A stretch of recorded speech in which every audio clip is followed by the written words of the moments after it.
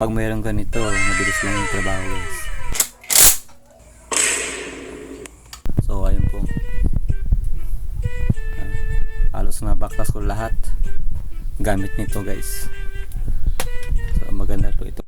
Hello mga guys, in this video guys magbabaklas po tayo ng front shock at saka headlight ng TMX 155. Yung gamit natin ngayon guys yung impact drill na binili natin sa Shopee. So ilalagay ko guys yung link sa baba. So let's go. So umpisahan na natin guys. Tuhan kita. Hey! So ayun po guys, mag-uumpisa po tayo sa handlebar. So babaklasin po natin yung handlebar. Ayan po. And then go down to the headlight at saka pinakahuli guys yung gulong at saka yung front shock niya. So unahin muna natin guys yung handlebar niya. So paunti-unti po yan guys. So ayun po guys, nabakasan natin yung handlebar niya. So sunod naman guys ay yung headlight at saka at iba pa. So paunti-unti lang guys, dahan-dahan lang pagbaklas. So ayun guys yung speedometer gauge nya, and then yung bracket sa signal light.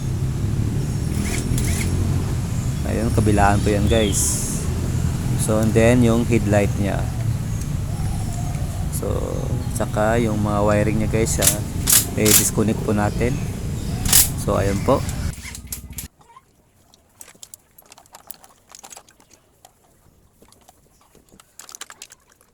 So ayun po guys, nabaklas na natin lahat ng harness nya, pati yung signal light nya at saka headlight.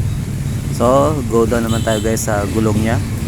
Ayun, yung ihi at saka yung gulong hub, unahin po natin guys bago yung front shock. So ayun po guys, babaklasin natin yung rim at saka yung gulong nya at saka hub. So ayun po guys, natanggal na po. And then ang sunod natin guys ay yung tapaludo nya. Ayun po, kabilaan po yan guys. Ayan. So medyo mahirap siya guys kasi medyo nakalawang na yung mga bolts, kaya hirap kalasin. So at least ay natanggal na siya. So ayun po guys, proceed na po tayo sa shock natin, front shock.